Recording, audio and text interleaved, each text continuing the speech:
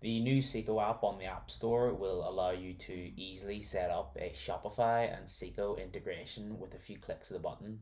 You'll get orders from Shopify into SEKO, fulfillments from SEKO back into Shopify with tracking details, and inventory levels from SEKO into your Shopify.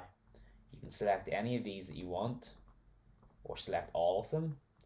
You can view them beforehand and see what that flow entails and all the different mapping details that are in the middle.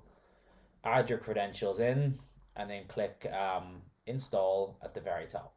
What you'll get then is three process flows into your account like this, and two connectors set up with your SEKO and your Shopify connector in your manage connector section, and any associated scripts that need to come along with it. So setting quantities, GraphQL calls into Shopify, and also adding line numbers before we send that into SEKO.